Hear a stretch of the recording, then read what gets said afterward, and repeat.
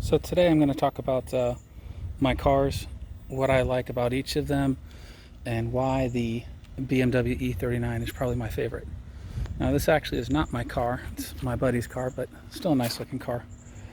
My car is this one, and this is a Tesla P85DL, and this is my daily driver.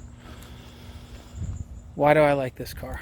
I like it because I have a son who's a toddler, and the safety on this car is very good.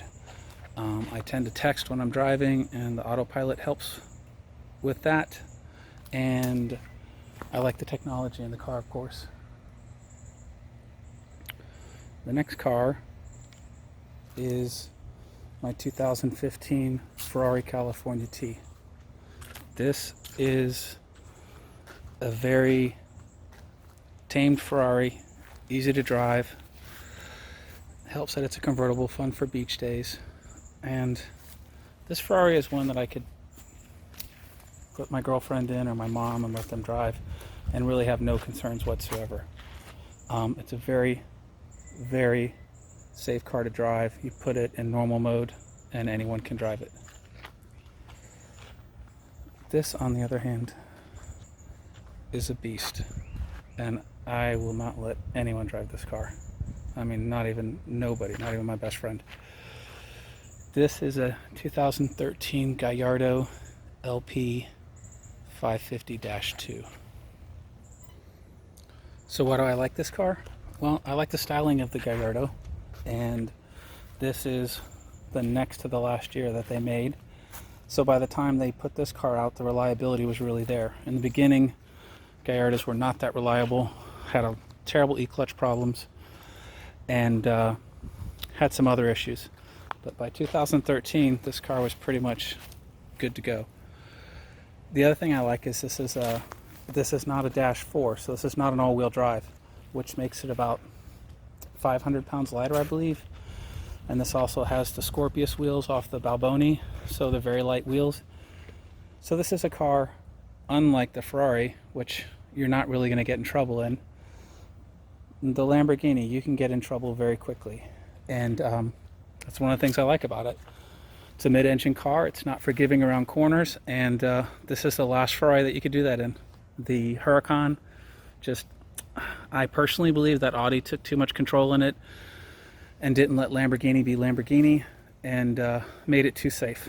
I like the fact that this is a car you can get sideways in, and when I do, I giggle like a little girl, to be honest with you. So, but now we're talking about my favorite car. And this is a 2000 BMW E39 M5. Why is this my favorite car? I have to think about that for a second. I think part of it is because I put a lot of work into this car. So, you know, the Ferrari and the Lamborghini I've never done anything to. There's nothing to do to the Tesla. In fact, the only fluid you can put in the car is windshield wiping fluid. But this car is a funny story. I wanted an E39. Actually had a E36 M3 back in the day. But I wanted an E39. I found one, and because I went with this ditzy girl to Fort Lauderdale, I live in Tampa, we ended up leaving late and I didn't get out there on Friday. So when I went to see the car, it was a Saturday, and I didn't have a chance to take it to the BMW dealer or mechanic. I mean, I got in and I drove it. It looked good.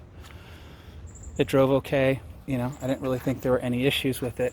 But then when I got it back to Tampa, I took it in for a PPI, and they handed me a bill, and I'm not exaggerating, for $19,000. $19,000 to fix everything that was wrong with this car. And these cars are very, very reliable, but you know, when you get over 100,000 miles, then they start to need things. So fortunately, I had a friend who was mechanically inclined. Fortunately, we had access to a lift, and over the course of a couple months on weekends, we basically went down part number by part number and replaced every part that BMW said needed to be replaced.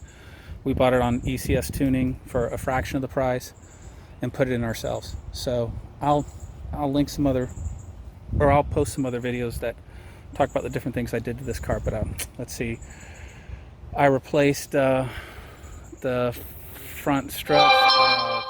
We did full fluid change, replaced the power steering fluid pump, replaced several hoses, replaced the thermostat, replaced 2 window regulators, replaced the trunk struts, and then the rear differential had to be worked on, and since we had the drive shaft and the exhaust dropped, I went ahead and put in the E60 short shift kit, which I absolutely love. It made a big difference.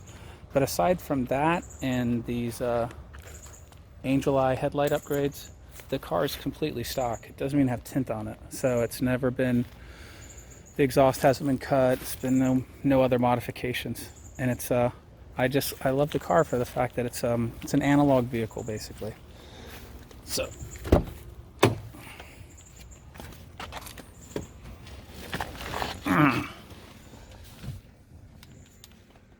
So this is the interior. It's a kind of the rare red on black, which is really nice. And you can see, hopefully you can see, the car's in really good condition.